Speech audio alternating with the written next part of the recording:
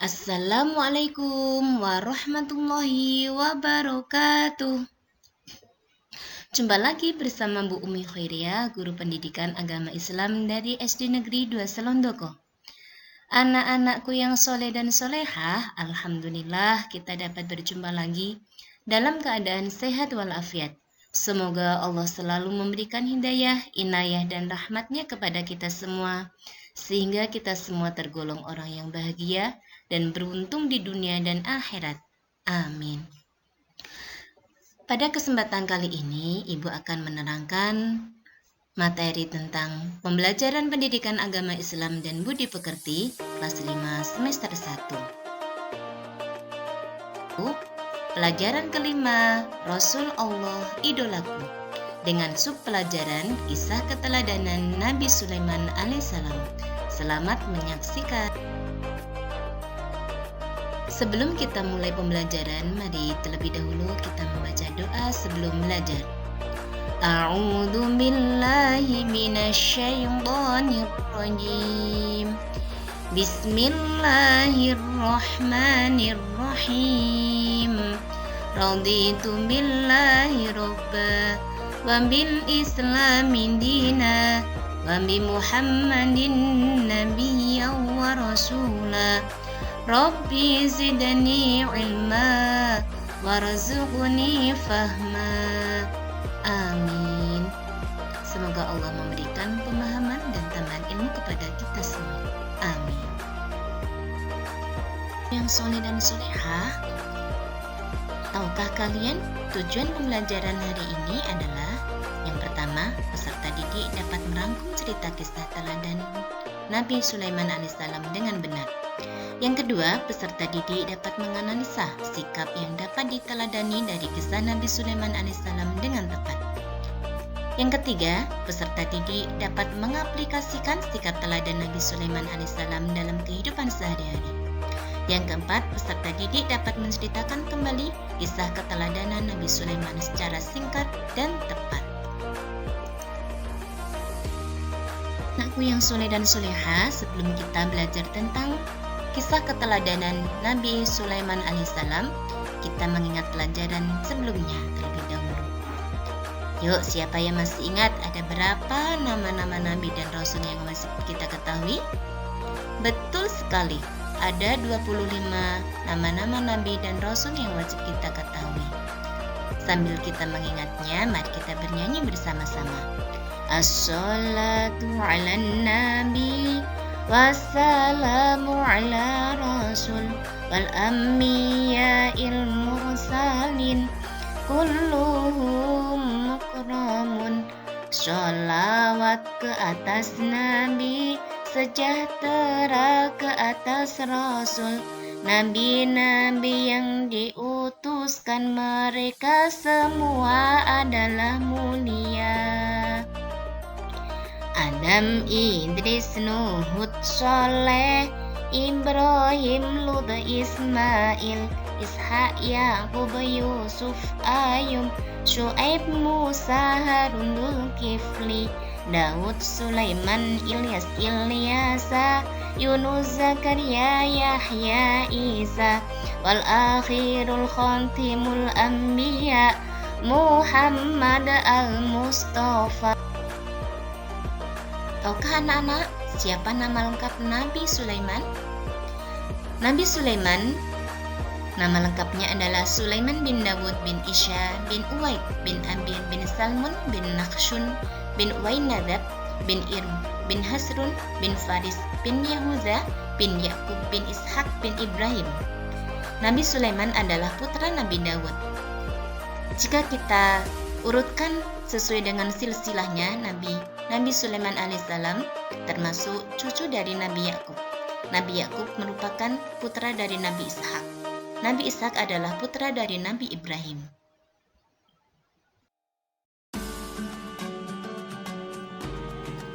Nah, anak-anak, berikut adalah kisah keteladanan Nabi Sulaiman alaihissalam yang harus kita teladani. Nabi Sulaiman alaihissalam adalah putra Nabi Dawud alaihissalam. Setelah Nabi Dawud alaihissalam wafat, Nabi Sulaiman alaihissalam menggantikannya sebagai raja. Mukjizatnya yang paling terkenal adalah diberinya keistimewaan oleh Allah Subhanahu wa taala, yaitu dapat memerintah bukan hanya kepada manusia, melainkan juga kepada hewan, angin, dan jin. Nabi Sulaiman alaihissalam dapat menjadikan angin bertiup atas perintahnya ke tempat yang ia kehendaki. Allah Subhanahu wa taala pun menundukkan jin-jin untuk melayani Sulaiman. Di antara mereka ada yang dapat membangun istana dan benteng-benteng. Ada yang bertugas menyelam di laut untuk mengeluarkan mutiara dan batu-batu mulia. Allah Subhanahu wa taala memberi kekuasaan pada Nabi Sulaiman alaihissalam atas setan-setan yang kafir sehingga ia mampu mengikat mereka untuk mencegah kejahatannya. Allah Subhanahu wa taala juga memberinya mukjizat berupa kemampuan mengerti bahasa binatang. Meskipun kaya raya dan berkuasa, Nabi Sulaiman alaihissalam telah tetap rendah hati, patuh dan tunduk pada perintah Allah Subhanahu wa taala. Kisah Nabi Sulaiman alaihissalam terdapat dalam Al-Qur'an, yaitu surat An-Naml ayat 15 sampai 44. Doa Nabi Sulaiman alaihissalam selalu dikabulkan Allah Subhanahu wa taala, yaitu tidak ada seorang pun yang memiliki kerajaan besar dan kaya raya seperti kerajaannya. Mukjizat Nabi Sulaiman alaihissalam dijelaskan dalam Al-Qur'an surat An-Naml ayat 15 sampai 18 yang berbunyi, A'udzu billahi minasyaitonir rajim. Bismillahirrahmanirrahim. Walaqad atayna Dawuda wa Sulaimana ilma. Wa qala alhamdulillahilladzi faddalana ala katsirin min ibadihil mu'minin. Wa waritha Sulaimanu Dawuda wa qala ya ayyuhan nasu ulimna mantiqat tayr wa utina min kulli syai'in inna hadza lawal fadlul mubin. Wa khusyira li Sulaimana junuduhu minal jinni wal insi wal tayri fahum yuza'un hatta idza ataw ala wanin namli qalas namlatun ya ayyuhan naml udkhulu masakinakum la yahdimannakum Sulaiman wa junuduhu wa hum la yashkurun, yang artinya, dan sungguh kami telah memberikan ilmu kepada Daud dan Sulaiman. Dan keduanya berkata, segala puji bagi Allah yang melebihkan kami dari banyak hamba-hambanya yang beriman. Dan Sulaiman telah mewarisi Daud, dan dia Sulaiman berkata, wahai manusia, kami telah diajari bahasa burung, dan kami diberi segala sesuatu. Sungguh semua ini benar-benar karunia yang nyata. Dan untuk Sulaiman dikumpulkan bala tentaranya dari jin, manusia, dan burung. Lalu mereka berbaris dengan tertib. Hingga ketika mereka sampai di lembah semut, berkatalah seekor semut, wahai semut-semut, masuklah ke dalam sarang-sarangmu, agar kamu tidak diinjak oleh Sulaiman dan bala tentaranya, sedangkan mereka tidak menyadari. Ini Bu Guru akan menyampaikan beberapa kisah keteladanan dari Nabi Sulaiman alaihissalam. Nabi Sulaiman alaihissalam adalah utusan Allah Subhanahu wa taala yang diberi amanah menjadi raja menuntun para kaum Bani Israel di Palestina. Nabi Sulaiman putra Nabi Daud bin Aisyam bin Awid merupakan nabi yang ke-18. Tanda-tanda kenabian Nabi Sulaiman sudah nampak sejak kecil. Di usianya yang baru menginjak 11 tahun, beliau telah menunjukkan kecerdasan dan kematangan berpikir. Hal itu juga nampak ketika Nabi Sulaiman ikut dengan ayahnya menghadiri sidang peradilan, yaitu antara dua orang yang sedang bersengketa. Salah seorang mengatakan bahwa ladangnya telah dimasuki oleh kambing milik tetangganya yang merusak tanamannya yang sudah hampir panen. Setelah menimbang-nimbang, Nabi Daud pun memutuskan agar si pemilik kambing menyerahkan hewan peliharaannya sebagai ganti rugi atas rusaknya lahan. Nabi Sulaiman merasakan apa yang ditentukan sang ayah kurang tepat, maka beliau mengusulkan kepada ayahnya bahwa kebun yang telah rusak diserahkan kepada pemilik kambing untuk diperbaiki. Sedangkan kambing-kambing tersebut diserahkan kepada pemilik ladang untuk dipelihara. Kemudian diambil manfaatnya sehingga kebunnya kembali seperti semula. Sehingga tidak ada pihak yang merasa terlalu dirugikan atau diuntungkan. Pendapat Nabi Sulaiman alaihissalam pun disambut dengan baik oleh kedua belah pihak dan para hadirin. Begitulah sekilas tentang kisah Nabi Sulaiman saat remaja dalam menunjukkan ketajaman berpikir dan kebijaksanaannya. Kemudian, Bu Guru akan menjelaskan tentang kisah berdirinya Istana Nabi Sulaiman alaihissalam. Setelah wafatnya Nabi Daud alaihissalam, Nabi Sulaiman mewarisi kekayaan dan kerajaan sang ayah. Setelah cukup umur, beliau diangkat menjadi Raja Bani Israel di wilayah Palestina. Istana yang ditempati begitu megah dan indah. Diceritakan bahwa istana Nabi Sulaiman itu dibangun oleh bangsa manusia, jin, dan hewan. Mereka saling bekerja sama untuk menyelesaikan kediaman Nabi Sulaiman alaihissalam yang sangat luas, mulai awal pembangunan sampai jadi istana yang indah dan megah. Keindahan istana Nabi Sulaiman ini memang tak tertandingi. Dindingnya saja terbuat dari batu pualam, sedangkan pintu dan tiangnya berasal dari bahan emas. Atapnya dari perak, sedang hiasan serta ukirannya berasal dari bahan intan, berlian, dan mutiara. Bahkan lantainya pun terbuat dari emas dan kaca. Nabi Sulaiman alaihissalam dengan pasukan semut. Pada waktu Nabi Sulaiman alaihissalam beserta rombongannya melakukan perjalanan ke desa Taif, Nabi Sulaiman mendengar suara seekor semut yang sedang kepanikan. Karena ada pasukan Nabi Sulaiman yang hendak melintasinya. Raja Semut memerintahkan kepada semut lainnya untuk berlindung ke sarangnya masing-masing agar tidak terinjak-injak. Mendengar kepanikan sang Raja Semut, Nabi Sulaiman langsung tertawa. Kemudian beliau meminta rombongannya untuk berhenti sejenak. Pengikutnya pun jadi kebingungan dan bertanya-tanya, kenapa tiba-tiba mereka harus berhenti mendadak sedangkan perjalanan yang ditempuh masih jauh. Nabi Sulaiman menjelaskan kepada pengikutnya apa yang telah beliau dengar dari Raja Semut dan pasukannya. Atas perintah beliau, akhirnya para pasukan itu pun menunggu sampai para semut itu masuk ke sarangnya lalu melanjutkan perjalanannya lagi. Masya Allah, sungguh bijaksana Nabi Sulaiman. Berikutnya, Ibu akan menerangkan tentang kisah Nabi Sulaiman alaihissalam dengan burung hudhud.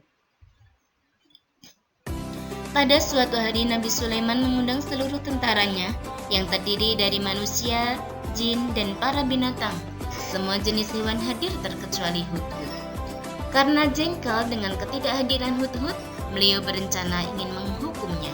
Hal tersebut tercantum dalam surat An-Naml ayat 21 yang berbunyi, la'u'adzibannahu 'adzaban syadidan aw la'adbahannahu aw la'yatiyanni bisultanin mubin. Sungguh aku benar-benar akan mengadabnya dengan adab yang keras, atau benar-benar menyembelihnya, kecuali jika benar-benar dia datang kepadaku dengan alasan yang terang. Kemudian hudhud pun datang membawa kabar penting, maka Nabi Sulaiman tak jadi menghukumnya. Hudhud itu berkata melihat sebuah negeri subur yang diperintah oleh seorang perempuan yang memiliki kerajaan dan singgasana yang besar. Akan tetapi dia dan rakyatnya tidak menyembah Allah Subhanahu wa taala, melainkan menyembah matahari. Untuk membuktikan kebenarannya, beliau memerintahkan kepada hudhud untuk menyampaikan sehelai surat untuk negeri tersebut. Akan menerangkan tentang kisah Nabi Sulaiman alaihissalam dengan Ratu Balqis. Setelah mendapat perintah dari Nabi Sulaiman alaihissalam, burung hudhud pun langsung terbang ke negeri Saba. Sesampainya di negeri Saba, kemudian hudhud menjatuhkan surat yang dibawanya ke Ratu Balqis. Wanita itu lantas membaca surat tersebut dengan nama Allah yang Maha Pengasih lagi Penyayang. Surat ini kusampaikan dariku, Sulaiman.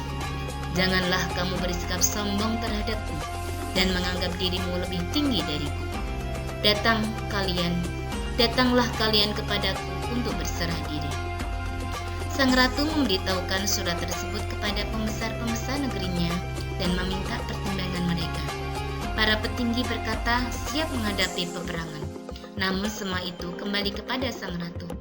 Nabi Sulaiman alaihissalam meminta agar sang ratu mendatangi kediamannya dan mengancam akan mengusir mereka dari negeri Saba jika tak bersedia datang. Ratu Balqis setuju. Lalu Nabi Sulaiman alaihissalam bertanya, siapa yang dapat memindahkan istana Ratu Balqis? Kemudian Jin Ifrit bilang sanggup memindahkan istana tersebut dalam waktu sebelum berdiri dari tempat duduknya. Kemudian ada seorang dari ahli kitab bilang bahwa dia sanggup memindahkan dalam waktu sekejap mata. Akhirnya Nabi Sulaiman alaihissalam setuju. Sesampainya di kerajaan Nabi Sulaiman alaihissalam, Ratu Balqis pun terkagum-kagum melihat megahnya istana. Ratu Balqis tak menyangka jika ada istana yang menyerupai miliknya. Kemudian Nabi Sulaiman alaihissalam mengajak sang ratu dan pasukannya berkeliling istana. Pada akhirnya Nabi Sulaiman mengajak mereka untuk beriman kepada Allah Subhanahu wa taala. Seketika Ratu Balqis pun mengucap syahadat dan memeluk agama Islam. Kemudian Ratu Balqis dipersunting oleh Nabi Sulaiman alaihissalam sehingga menjadi kerajaan yang lebih kuat lagi.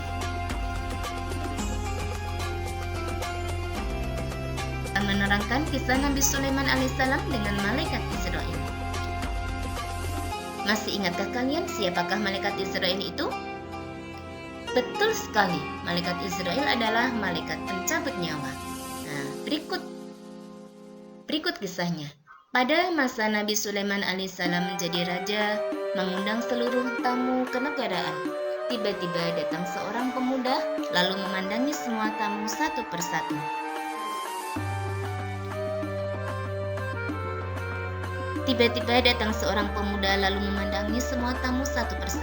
Dengan tatapan yang sangat tajam. Kemudian tamu itu pergi entah kemana. Sementara orang yang ditatap tadi merasa ketakutan dan bertanya kepada Nabi Sulaiman siapa pemuda tersebut. Lalu dijawab, dia adalah malaikat maut yang akan mencabut salah satu tamu yang hadir di tempat ini. Tamu yang bertanya tadi merasa bahwa dirinya lah yang hendak dicabut nyawanya.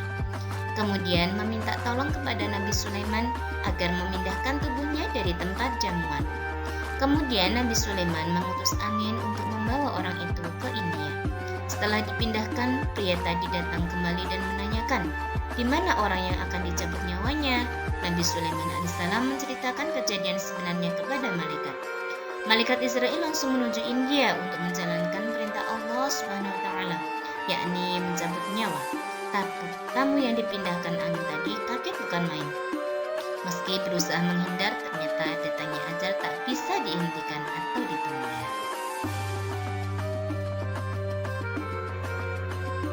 Sulaiman alaihissalam wafat. Pada suatu hari Nabi Sulaiman sedang mengawasi para jin yang bekerja. Mereka tak berani menoleh ke arah Nabi Sulaiman alaihissalam. Pada saat itu malaikat Israel datang untuk mencabut nyawa beliau. Nabi Sulaiman wafat dalam keadaan berdiri yang disangga oleh tongkatnya. Para jin yang sibuk bekerja tak mengetahui jika rajanya telah wafat. Selanjutnya Allah Subhanahu wa taala memerintahkan rayap-rayap untuk menggerogoti tongkat Nabi Sulaiman alaihissalam sehingga tubuh beliau tersungkur ke tanah. Mengetahui hal tersebut, para jin pun berhenti bekerja lalu menghampiri Nabi Sulaiman alaihissalam sudah dalam keadaan tak bernyawa. Inna lillahi wa inna ilaihi raji'un. Dari beberapa kisah Nabi Sulaiman alaihissalam, ada beberapa keteladanan Nabi Sulaiman alaihissalam yang perlu kita ketahui. Ada 4 karunia besar yang diberikan kepada Nabi Sulaiman alaihissalam. Yang pertama, mengerti bahasa hewan. Semua bahasa hewan beliau mengetahuinya. Yang kedua, kekayaannya melimpah ruah dan tidak ada yang menandingi. Yang ketiga, memiliki pasukan yang kuat. Pasukannya tidak hanya manusia saja, tetapi juga termasuk jin di dalamnya. Yang keempat, bisa mengendarai angin berdasarkan perintahnya. Selain karunia besar tersebut, Nabi Sulaiman memiliki perilaku terpuji yang patut untuk dicontoh. keteladanan Nabi Sulaiman antara lain adalah yang pertama, memimpin yang amanah, adil dan bijaksana. Beliau sangat pandai mengatur kerajaannya. Bahkan Nabi Sulaiman terkenal dengan kebijakan dan keadilannya dalam membuat keputusan dalam suatu perkara. Yang kedua, sifat keteladanannya adalah selalu rendah hati dan malu kepada Allah. Beliau memiliki kekuasaan yang sangat agung, tetapi tidak membuat Nabi Sulaiman alaihissalam sombong sedikit pun. Justru beliau merasa rendah hati di hadapan makhluk Allah yang lainnya. Nabi Sulaiman alaihissalam merasa malu kepada Allah Subhanahu wa taala karena merasa diberikan karunia, nikmat dan rezeki yang sangat besar dan melimpah, sedangkan beliau merasa bahwa ibadahnya masih kurang. Yang ketiga, senang bekerja sebagai wujud rasa syukur. Nabi Sulaiman, nabi yang senang bekerja sebagai wujud rasa syukur dan cintanya kepada Allah. Inilah yang kemudian menjadi salah satu keteladanan Nabi Sulaiman. Keteladanan Nabi Sulaiman inilah yang perlu kita contoh dalam kehidupan sehari-hari. Kan kisah-kisah keteladanan Nabi Sulaiman alaihissalam, Bu Guru akan memberikan tugas. Coba kalian baca teks di bawah ini. Dikisahkan dalam surat Al-Qasas ayat 76, seorang hamba bernama Qarun yang merupakan kaum Nabi Musa. Dia dianugerahi harta yang melimpah oleh Allah, sampai-sampai kunci dari harta tersebut sungguh berat meskipun dibawa oleh orang-orang yang kuat. Namun sayangnya Qarun merupakan orang yang sombong. Qarun berkata, "Sesungguhnya aku diberi harta karena ilmu yang kumiliki." Dia tidak mengakui bahwa semua yang dimilikinya adalah karunia dari Allah, melainkan semuanya yang dimilikinya itu adalah karunia karena usaha dirinya sendiri. Nah, kalian baca teks ini dengan sungguh-sungguh supaya nanti bisa menjawab jawablah pertanyaan berikut. Yang pertama, menurutmu bagaimanakah sikap Qarun? Yang kedua, apakah sikap tersebut patut dicontoh? Yang ketiga, menurutmu bagaimanakah seharusnya sikap Qarun terhadap harta yang dimilikinya? Yang keempat, adakah kaitannya sikap Qarun tersebut dengan pembelajaran tentang kisah teladan Nabi Sulaiman alaihissalam? Jawabannya silahkan ditulis di buku tulis Pendidikan Agama Islam. Setelah anak-anak mengerjakan tugas individu, Bu Guru akan membentuk kelompok kecil yang terdiri dari 2-3 orang. Tugasnya adalah yang pertama, simak video pembelajaran berikut ini. Setelah kita menyimak, kemudian kalian diskusikan apa yang ada di video tersebut. Yang ketiga, tuliskan hal-hal yang kamu dapat dari kisah tersebut. Dan yang keempat, perwakilan kelompok maju untuk mempresentasikan. Berikut adalah video yang harus kalian tonton dan kalian diskusikan dengan kelompok. Pahami benar-benar ya. Selamat mengerjakan. Setelah kita belajar tentang kisah keteladanan Nabi Sulaiman alaihissalam, pelajaran yang bisa kita ambil hikmahnya adalah yang pertama, Nabi Sulaiman alaihissalam dapat memerintah bukan hanya kepada manusia, melainkan juga kepada hewan, angin, dan jin. Yang kedua, Nabi Sulaiman alaihissalam mampu mengikat jin-jin kafir untuk mencegah kejahatan mereka. Yang ketiga, Nabi Sulaiman alaihissalam meskipun kaya raya dan berkuasa, tetapi tetap rendah hati, patuh, dan tunduk pada perintah Allah Subhanahu wa taala. Bisa diambil sebagai kesimpulan bahwa semua manusia yang bisa, yang berkuasa, yang mempunyai kelebihan, kita tetap harus rendah hati, patuh dan tunduk pada perintah Allah Subhanahu wa taala sebagaimana keteladanan dari kisah Nabi Sulaiman alaihissalam. Alhamdulillahirabbil alamin. Pembelajaran sudah selesai. Semoga video pembelajaran ini bisa bermanfaat untuk semuanya, dan apabila ada beberapa hal yang perlu ditanyakan, silahkan kalian tanyakan kepada Bu Guru. Ila liqa, sampai berjumpa lagi. Wassalamualaikum warahmatullahi wabarakatuh.